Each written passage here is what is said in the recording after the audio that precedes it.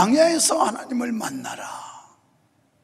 광야 떠오르는 게 있지 않습니까?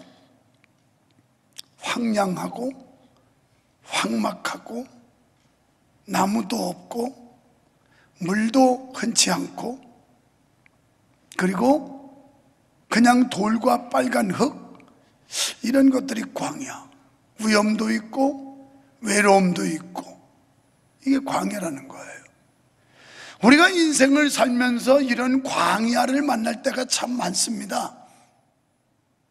아무도 광야를 원하지 않지만 그러나 우리의 소망과는 다르게 광야 같은 삶을 만날 때가 있어요. 가졌던 거 다 잃었고, 몸도 약해졌고, 사업도 힘들고, 명성도 다 떨어지고, 명예와 인기도 온데간데 없어지고, 이래서 도무지 어떻게 내 자신을 추스를 수 없는 지경, 헤어날 수 없는 절망감, 좌절, 이런 때가 하나님을 만날 때라는 거예요. 그래서 우리는 생각하기를 무슨 광야에서 하나님을 만나나, 거기 뭐가 있다고 하나님을 만나나, 이렇게 생각하지만 영적으로 볼 때는 광야는 가나안에 입성 전에 이스라엘 백성들을 신앙을 단련하고 믿음을 세웠던 곳이 광야입니다. 하나님께서는 그곳에 40년 동안 이스라엘 백성들과 함께 하면서 그들이 하나님을 만나게 하고, 하나님을 깊이 사귀게 하고, 하나님의 도움이 없이는 안 된다는 걸 확인하고, 그래서 전적으로 하나님만 기대는, 전적으로 하나님만 의지하는 삶으로 변화시켜준 장소가 광야예요.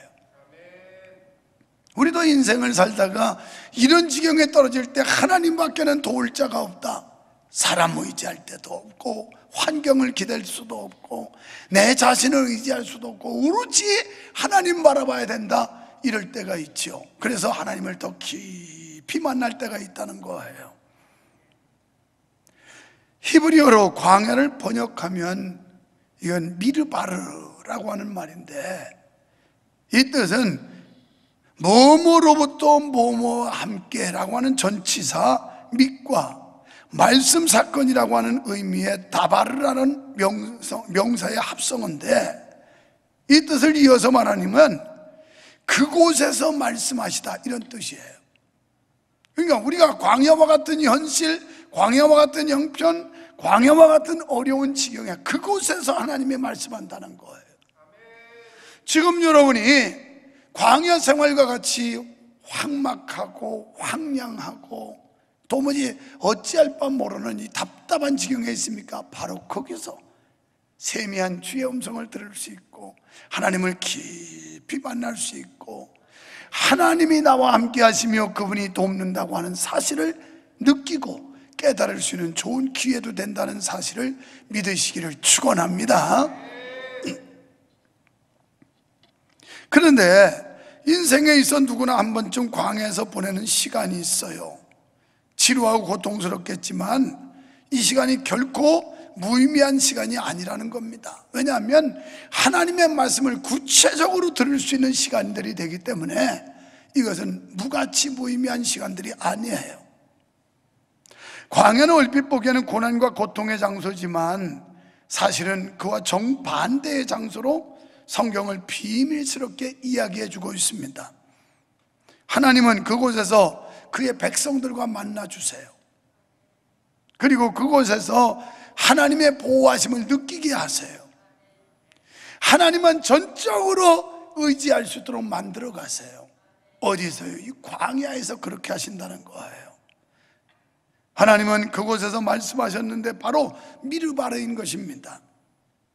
모세도 광야에서 하나님을 만났죠. 미디안 광야로 애굽의 그 궁전에 살던 모세를 불러내가지고 미디안 광야로 불러내요. 거기서 하나님이 만나주세요. 또 이스라엘 백성들이 하나님을 만난 곳도 광야입니다. 그들이 애굽에서 출애굽에서 홍해를 건너고 광야에서 40년 동안 하나님께서 하나님을 만남의 시간을 가져요. 거기서 하나님이 약속도 주시고 거기서 하나님이 어떤 분인가도 피부로 느끼게 하죠. 사실 거기서 광야는 농사할 수도 없었고요, 열매를 딸 것도 없었고, 오롯이 하나님께서 무언가 내려주지 않으면 안 되는 곳, 또 그 위험한 지경 환경 속에 하나님이 보호해 주지 않으면 안 되는 곳, 이곳이 광야였어요. 그래서 애굽의 문화, 이 우상 문화, 태양신, 이게 본의 아니게 이스라엘 백성들 속에도 이 우상의 사상이 주입됐었는데, 이걸 정리하고 청산케 하는데 40년이라고 하는 긴 세월을 광야에서 다람쥐 쳇바퀴 돌리듯이 돌려가지고 오로지 하나님만 기대고 하나님만 의지하고 하나님의 말씀에 순종하는 백성을 만들었다는 사실입니다. 이렇게 광야는 신비가 가득 찬 곳입니다. 누군가에게는 고난과 시험의 장소가 될 수 있죠. 그러나 하나님을 의지하고 따르는 우리에게는 그의 인도하심 속에서 그분과 동행하면서 그분과 대화를 나누는 장소가 광야라 하는 것입니다. 그래서 광야는 고난의 장소가 아니라 이것은 겸손의 장소라는 거예요.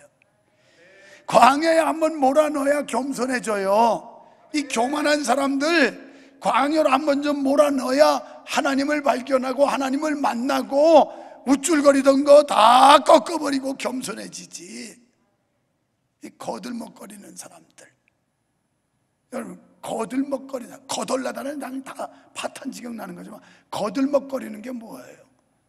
이건 여기서 나온 겁니다. 왕을 태운 말을 끄는 마부야, 하인이야, 하인. 그런데 자기가 태운 사람이 왕이라고요. 그러니까 말고삐를 잡고 아주 거들먹거리는, 이걸 거들먹거린다는 거예요. 우리 때 군대 생활하면서 우리 부목사 중에도 어떤 사람이 그러더라고요. 젊은 목사님인데 저를 태우고 서울 갔는데, 야, 운전 좀 잘해라 그랬더니, 아유 목사님, 제가 그래봐도 1호차 운전했습니다 그러더라고. 나한테 1호차라고 그래서, 야, 그러면 스타차야? 사단장차? 그랬더니 아니요, 대대장차입니다. 그래요. 그때도 대대장차도 뭐 201호, 301호, 101호 하면 1호차라고 그랬어요.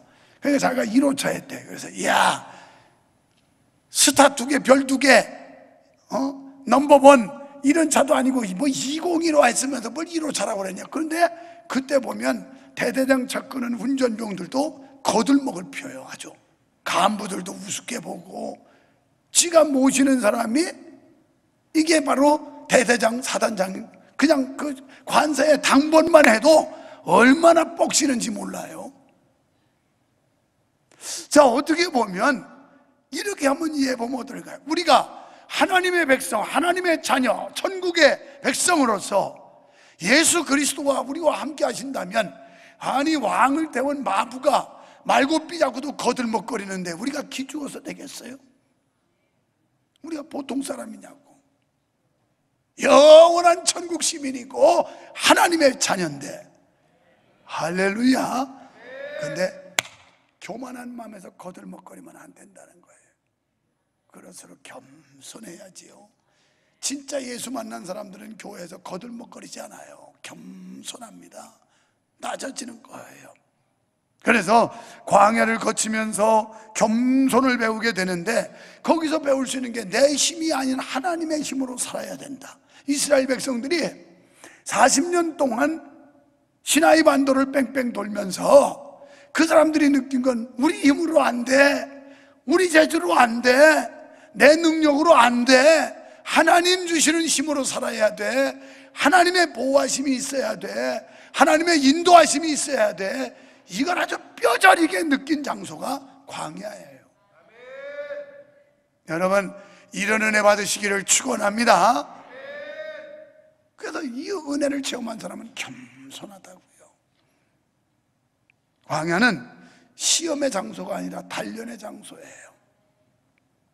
모세도 광야에서 단련받았고, 이스라엘도 광야에서 단련받았고, 엘리야도 광야에서 단련받았고, 다윗도 광야에서 단련받았고, 예수님도 광야에 가서 시험 받았는데 단련받았다 그랬더니 2부 예배 마치고 났더니 여보, 그 예수님의 단련받았다는 건 좀 그렇지 않냐 그래서 지금 바로 정정한 거예요. 바로.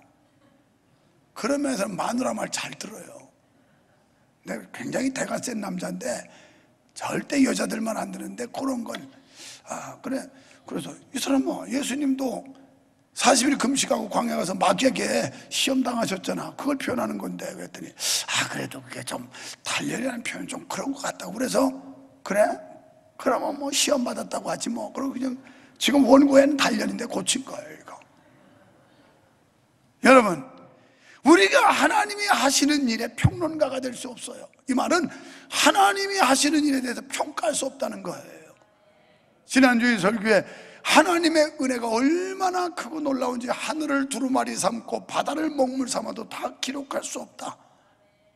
이 엄청난 은혜, 우리가 하나님의 은혜, 하나님의 능력을 측량할 수가 없다는 거예요. 또 하나님이 하시는 일에 대해서 평가할 수가 없다는 거예요. 우리는 평가자가 될 수 없어요. 이것은 하나님의 주권이기 때문에 그래요. 하나님의 주권을 또 다른 말로 하나님의 능력이에요. 하나님이 하시는 일에 우리는 아멘 하고 따를 뿐이에요.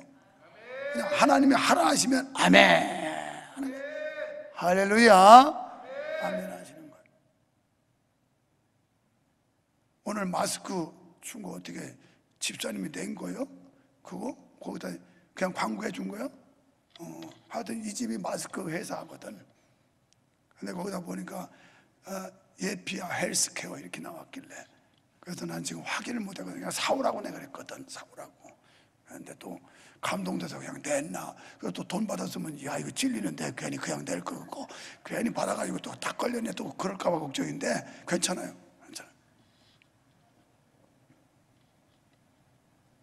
이번 4월 4일은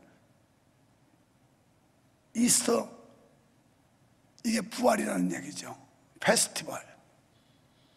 이 부활절 축제, 부활절 축제 하자는 거예요. 축제. 그래서 여러분한테 그날 선물 드립니다. 선물, 부활을 상징하는 것. 그리고 마스크 오늘 4개씩 드리는데, 목사는 강단에서 한 번 선포하면 그 약속은 목에 칼이 들어와도 지켜야 되는 거예요. 그래야 신뢰가 있지. 그냥 뻥만 지르고 그냥 공수표만 하면 그런 목사 말 누가 믿겠어요? 내가 분명히 얘기했어요. 주일날 마스크 1개씩 드린다고. 그런데 하나 담아서 그냥 괜히 헛수고만 하고 그 매주 드리는 것 같고, 그래서 4개를 한꺼번에 그냥 담아버린 거예요. 그러니까 다음 주 와서 또 달라고 하지 마요. 이거 4주 걸 드린 겁니다. 4주 거. 예배 마치고 용찜찜한 걸로 갈아입고 가고 다음 주에 올 때 또 그거 끼고 오시고.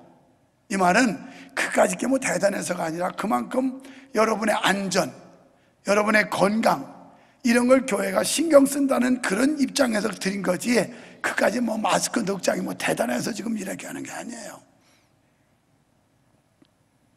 근데 뭐 여기 이름이 나왔으니까, 나는 원래 어느 장로님이라고 그랬는데 뉴스 제작한 사람이 됐더라. 김종남 장로님이 금요 기도에 마치고 문자가 와 있어요. 목사님, 부활절 축제 이때 제가 삼계탕을 100마리를 내겠습니다. 쿠폰을 만들면 어떨까요? 거기서 제가 힌트를 얻었어요. 교회가 모든 사람들에게 주는 선물들이 있지만 그래도 또 뭔가 그 분위기를 돋구기 위해서 행운껌을 추첨하는 것도 좋겠다. 그런데 시간상 여기서 뭘 뽑고 이런 거 없어요. 들어오면서 뽑아서 걸렸으면 뽑힌 거고 안 걸렸으면 꽝이고 그래요. 그냥 담아있는 거 그냥 들어오면서 하나씩 들고 오는 거예요. 그래서 나는 기도하면서 내가 낼 수 있는 게 뭘까 보니까 돈밖에 없더라고. 그래서 궁리한 게 비대를 5개를 내려고. 비대 5개 내는데 그거 뽑히면 그날로 그건 가져가는 거예요. 물품은 다 가져올 거니까 그날 여기 바깥에 놓을 테니까. 비대 뽑힌 사람, 비대 필요해요. 좋아요. 아주 비싼 것도 아니고 아주 그렇다고 시장 바닥에 주는 것도 아니고 뭐 이누스인가 하는 비대. 나도 지금 목양실에 그거 써요. 내가 쓰는 비대입니다. 난 그래서 그걸 5대를 내야 되겠다. 뭐 낼 게 없더라고. 몸 밖에 드릴 거 벌써 이 몸 드립니다 하는 것처럼. 그래서 내려고. 잘 뽑아보세요. 그 아무것도 아닌데 들어올 때 뭐 하나 더 뽑으면 기분 좋더라고. 이건 통합 예배하는데 그날은 여러분 자녀들도 다 뽑을 수 있어요. 뽑는 건. 그러니까 가족이 우리 딸내처럼 5 식구가 오면 확률이 더 높아지는 거야. 전광훈 집사님도 애들 셋 낳기 때문에 막내 준우, 지아,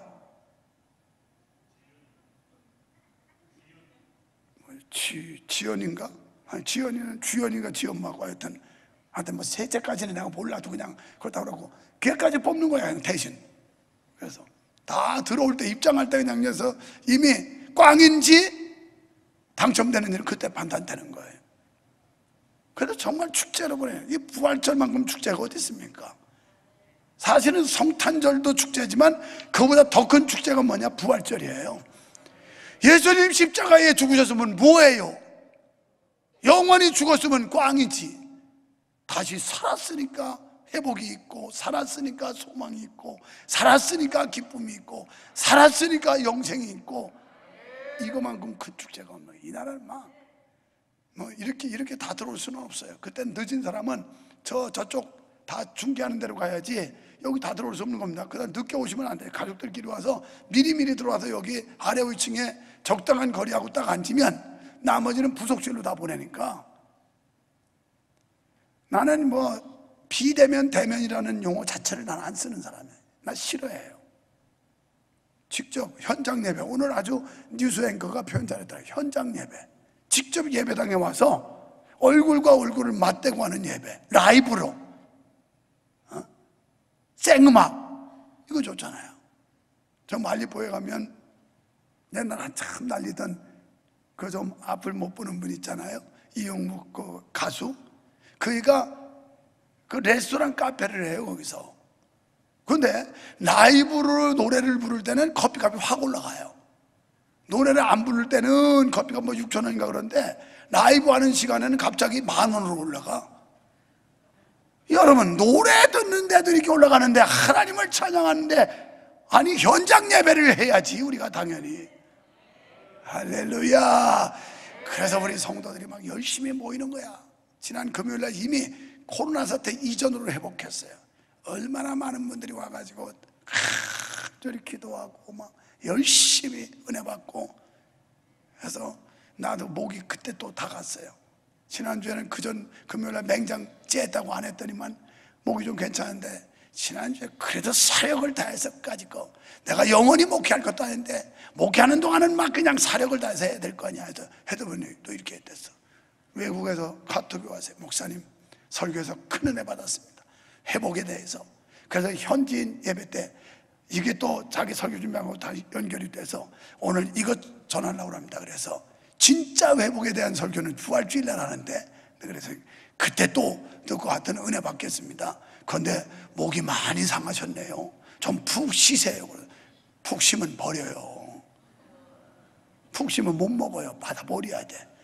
그냥 하는 게요. 그냥 하는 게. 자, 그래서 여러분, 우리들이 이렇게 광야라고 하는 장소에서 단련을 받고 광야라고 하는 곳에서 연단을 받아서 온전한 믿음으로 서는 거예요. 하나님을 진정으로 만나는 겁니다. 그래서 우리는 그 하나님이 하시는 일에 대해서 우리가 가타부타하면 안 돼요. 나는 기도하는 사람이기 때문에 성령이 내 마음속에 감동하면 저는 즉시 행하는 사람이에요. 지난주에 우리들이 여러분 정성되게 헌금들 해서 그냥 단박에 민찬이를 위해서 후원금을 1,000만 원을 넘겨줬어요. 우리 교회 얼마나 은혜 있는 교회인지 그냥 미리 예고한 것도 아니고 그냥 뭐 단박에 해버렸어. 단박에. 그전에도 했고. 이게 하나님 은혜예요. 하나님 은혜. 하나님을 만난 사람들이 이런 일에 관심 가지고 하나님을 만난 사람들이 참여할 수 있어요. 하나님 만난 사람.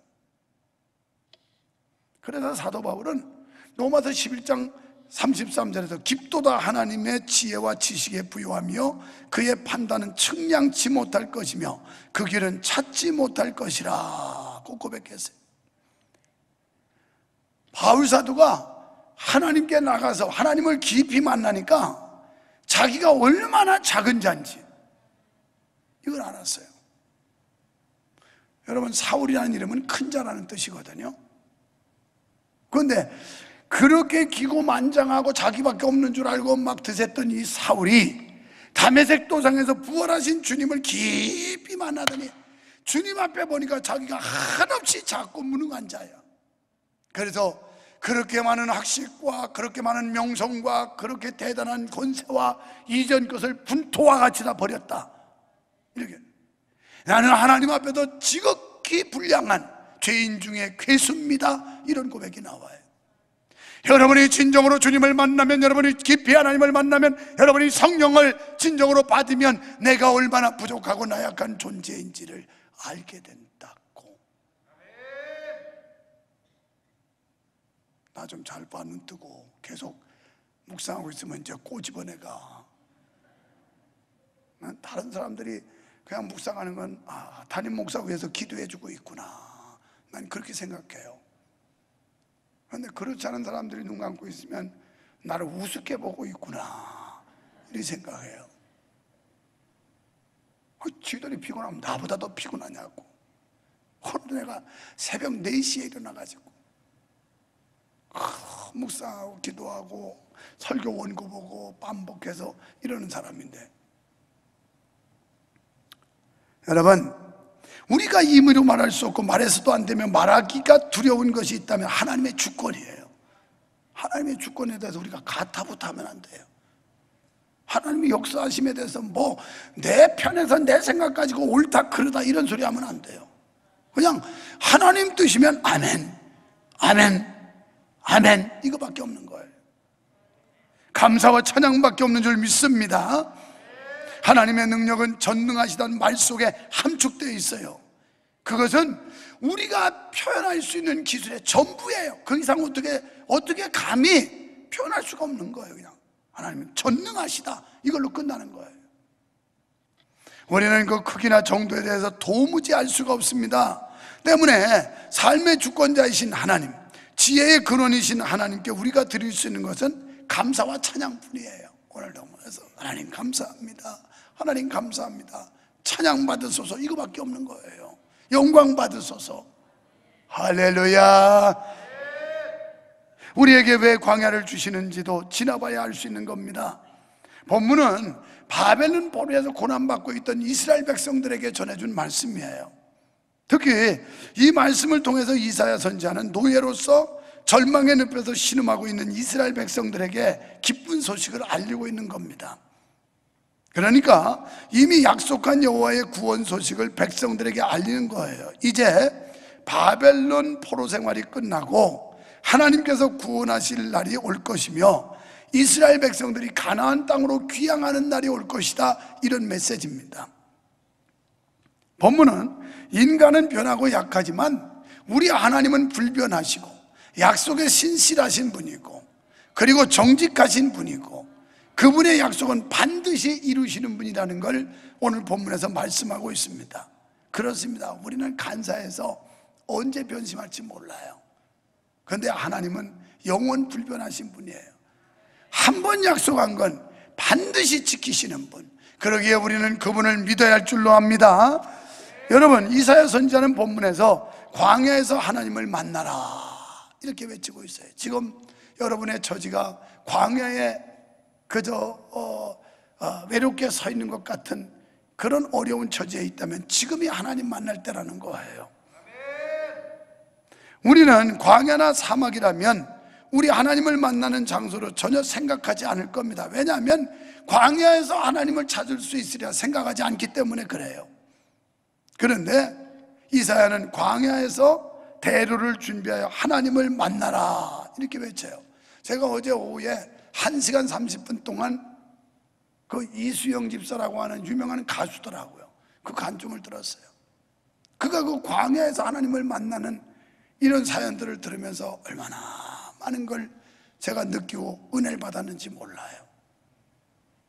그리고 그는 교회를 다니지만 자기 유명세 때문에 공동체에 들어가는 걸 거부했대요. 사람들이 막 사인해달라고 그러고 대문 알아보고 그러니까 그랬는데 결국 공동체에서 치유가 되고 공동체에서 회복이 되고 공동체에서 행복을 느끼게 되고 그렇다면서 공동체, 그 교회도 우리처럼 목장이라고 그러더라고요.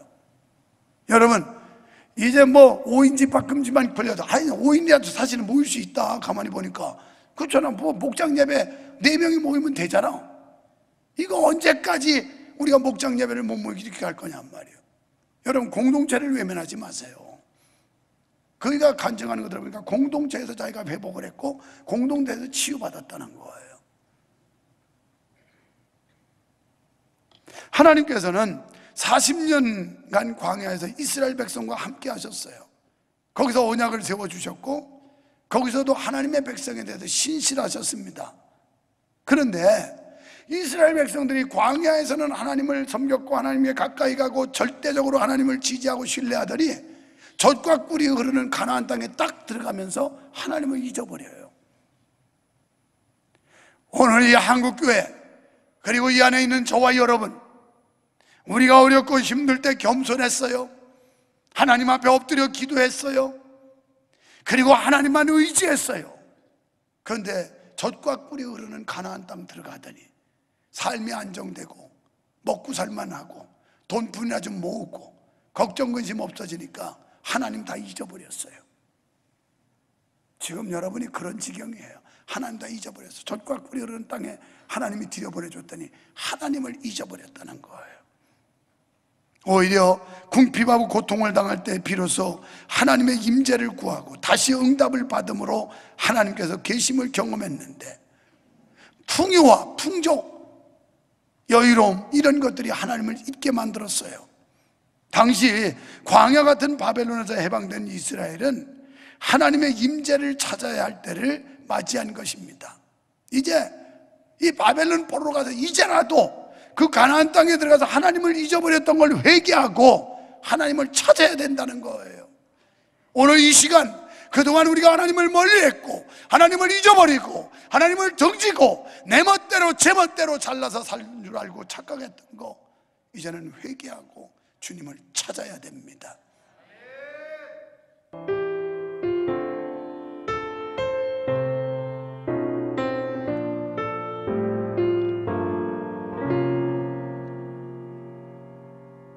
왜 나를 깊은 어둠 속에 홀로 두시는지, 어두운 밤은 왜 그리 길었는지,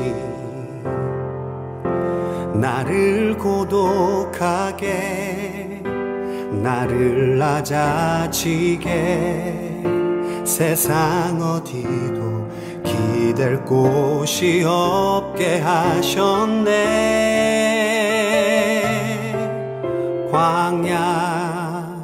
광야에 서 있네.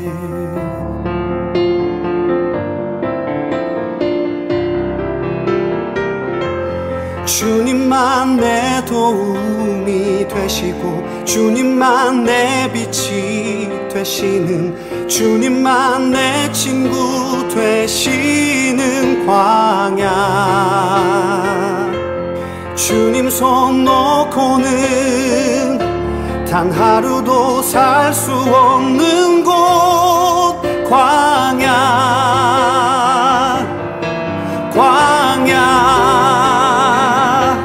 주께서 나를 사용하시려, 나를 더 정결케 하시려, 나를 택하여 보내신 그곳 광야.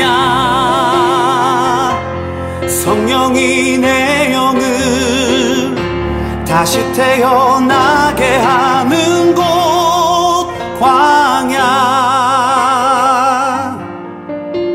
광야에 서 있네.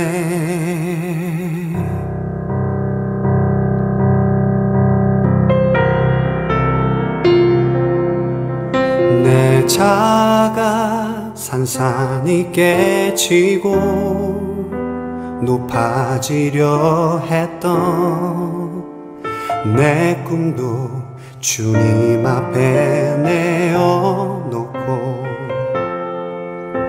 오직 주님 뜻만 이루어지기를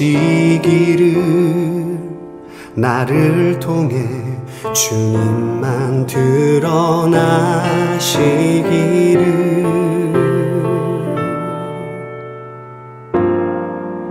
광야를 지나며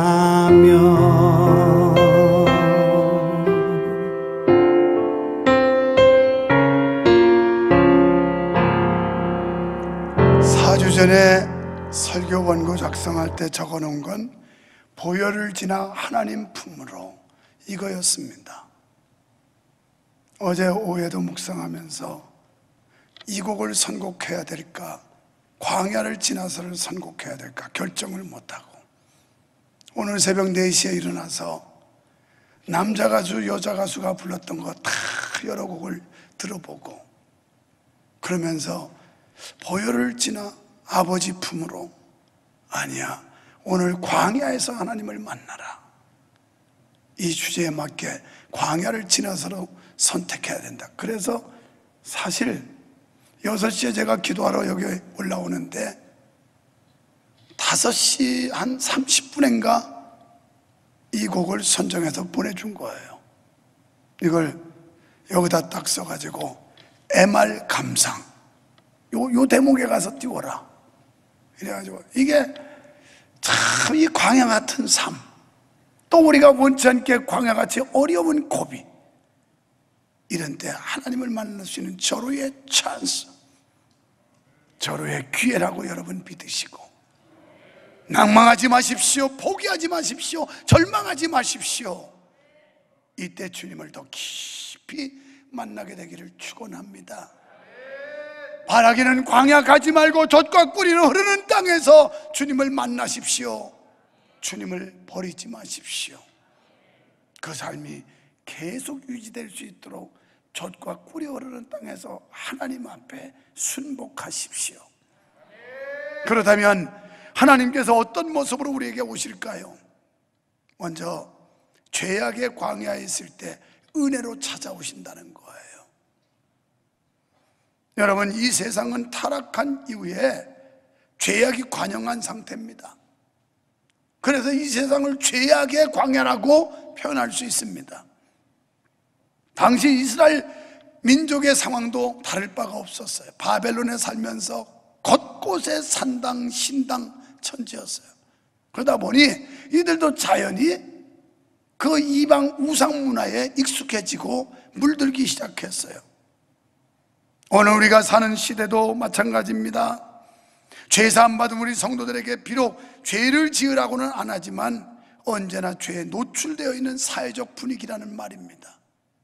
언제라도 죄가 우리 속에 들어올 수밖에 없는 이런 사회적 분위기 속에 지금 우리가 살아가고 있어요. 여러분, 이같이 죄악과 맞닿아 있는 상황에서 하나님께서 은혜로 오십니다.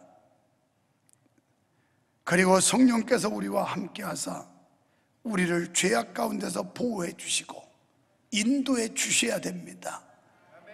이스라엘 백성을 출애굽하여 광야에서 40년 동안 하나님이 보호하시고 그들을 인도하신 것처럼, 낮에는 구름기둥, 밤에는 불기둥으로 인도하신 것처럼 이 죄악의 광야, 영적으로 볼 때 이 혼탁하고 죄악이 관영하는 이 세상에서 하나님의 은혜가 아니면 믿음 지킬 수 없고, 하나님의 보호하심이 아니면 신앙을 올곧게 가질 수 없고, 하나님이 우리를 붙들어 주지 아니하면 끝까지 믿음을 지탱할 수가 없는 상황들, 이게 우리의 현실이라는 거예요. 현실.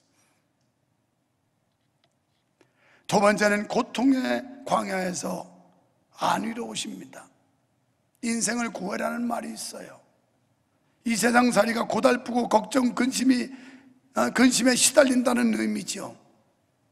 이스라엘 사람들의 고통을 보면 그들이 시달리는 건 바벨론 포로로 가서 바벨론 사람들의 종이 되어 바벨론 사람들의 온갖 굳은 일을 다 했거나, 설령 그렇지 아니하더라도 하나님의 선민이 이방인들의 노예가 됐고 종이 됐다는 자체가 얼마나 수치스러움입니까? 얼마나 자존심 상하는 일이에요. 오늘 하늘의 백성된 우리가, 하나님의 자녀된 우리가, 영생을 소망하는 크리스찬들이 악한 원수마귀 사탄에게 종로로 탄다든지 놀이개거리가 된다든지 이 세상 악한 사상과 악한 세력들에게 조롱당한다면 이것처럼 자존심 상하는 일이 어디 있습니까? 분명 하나님께서는 너희는 땅에 충만하고 땅을 정복하고 땅을 다스리라고 그랬고 우리를 머리 삼아서 온 백성을 다스리게 한다고 그랬는데 우리가 그 불신의 영들에게 지배당한다든지 또 불의한 세력들과 약한 사상에 물이 들어가지고 변질됐다면 이보다 부끄러운 일이 어디 있고 이보다 자존심 상하는 일이 어디 있습니까? 이스라엘 백성들이 바벨론 포로 잡혀간 게 영적으로 보면 이랬다 이 말이에요. 하나님의 선민이 세상에 포로로 끌려가가지고 바벨론 사람들의 온갖 굳은 일 다 해줘야 됐고 설령 왕궁에 있어도 여전히 하나님의 백성이 이방 사람들의 종노릇을 하고 있으니 이게 얼마나 속상한 일이냐 이 말이에요. 우리는 이런 데 대해서 속상할 줄 알아야 돼요. 하나님 너무 속상해요. 내가 왜 이렇게 됐죠? 내가 하나님의 백성인데 하나님의 자녀인데 내가 왜 이런 처지에 떨어졌죠? 속상해해야 돼요. 세 번째, 고독의 광야에서 동반자로 오십니다. 광야는 외롭고 고독한 곳이에요. 좌우를 둘러보아도 도울 자가 없고 내 편이 없는 것 같을 때 그때 주님이 찾아오셔서 부드러운 음성을 들려주시고 손 내밀어 우리를 잡아주시면서 인생의 동반자로 같이 가주신다는 거예요. 이스라엘 백성들 40년 동안 광야에서 한 번도 하나님이 그들을 떠난 적이 없잖아요. 늘 그들과 함께 했잖아요. 낮이나 밤이나 함께 하신 그분, 우리가 어떤 처지에 있던 어떤 상황에 있던 어려움에 있던 하나님께서는 우리의 인생의 동반자가 되셔서 우리의 등 뒤에서 우리를 밀어주시기도 하고 우리의 손을 잡고 이끌어 주시기도 하고 우리의 앞서서 우리를 인도해 주시기도 하는 주님을 만나시기를 축원합니다. 마태복음 28장 20절에 보면 세상 끝날까지 내가 항상 너희와 함께한다. 항상 교회 왔을 때나 집에 갔을 때나 사업장에 갔을 때나 직장에 갔을 때나 공부하러 학교 갔을 때나 어디 외국에 갔을 때나 언제나 항상 임마누엘 눈동자같이 우리를 지켜주시는 거 믿으시기 바랍니다. 사랑하는 성도 여러분, 죄악의 고통과 고독의 광야에 서 있습니까? 그러나 낙심하지 마세요. 슬퍼하지 마세요. 우리의 죄악을 사하시며 우리를 구원하시고 고통을 위로하시고 인생의 영원한 동반자 되시는 하나님을 소망하시기를 축원합니다. 우리의 삶이 고달플 때 하나님이 어디 계시냐 원망할 때 우리 그럴 때 있잖아요. 하나님 어디 계세요? 하나님 정말 계신 거예요? 하나님 정말 나 사랑하는 거예요? 하나님이 계시다면 왜 나를 이렇게 만들어요? 그 이수영 집사 그 가수가 자기 10살 때 아빠가 교통사고로 죽고 그러고서 고등학교 시절에 엄마도 그 똑같은 날이라든가 교통사고로 또 역시 엄마도 죽어요. 그래서 자기가 스스로 하나님을 붙잡았었는데 하나님 정말 계신 거냐고, 이런 하나님이냐고, 왜 나에게 이런 불행을 주느냐고 도무지 현실을 받아들일 수 없었대요. 도무지 하나님이라는 분이 하는 게 이해가 안 됐대요. 그런데 지금은 이해할 수 있대요. 하나님의 섭리를 깨닫고 원망과 불평과 하나님에 대한 반항보다는 지금은 오히려 감사할 수 있는 삶으로 바뀌었다고 그래요. 광야는 지나가 봐야 알아요. 통과하면 이스라엘이 광야 통과하고 나니까 젖과 꿀이 흐르는 가나안 땅으로 들어가지 않습니까? 우리 곁에 동반자로 계신 여호와 하나님을 의지하느냐 아니면 다른 것을 의지하느냐에 따라 인생은 고통일 수도 행복일 수도 있습니다. 27절에 보니까 야곱아 내가 어찌하여 말하며 이스라엘아 내가 어찌하여 이르기를 내 사정은 여호와께 숨겨주시오. 하나님 계신 거예요? 하나님 왜 내가 기도하는데 안 들어줘요? 막 이러면서 지금 원통해서 불평하는 거예요. 그때 너는 알지 못하였느냐 듣지 못하였느냐 영원하신 하나님 여호와, 땅끝까지 창조하신 자는 피곤치도 않고 곤비치 않고, 그분은 인간이 아니시기 때문에 졸지도 주무시도 않는 분이에요. 피곤하거나 곤비치 않는 분이에요. 소년도 청년도 장년도 피곤하고 곤비하지만 하나님은 그런 분이 아닌데, 이분께서 우리에게 약속하십니다. 오직 여호와를 앙망하라고요, 여호와를 소망하라고요, 여호와를 기대하라고요, 하나님을 의지하라고요. 그러면 하나님께서 주시는 힘이 있는데, 독수리 날개치고 올라감 같을 것인데, 걸어가도 달려가도 피곤하거나 곤비치 않는데요.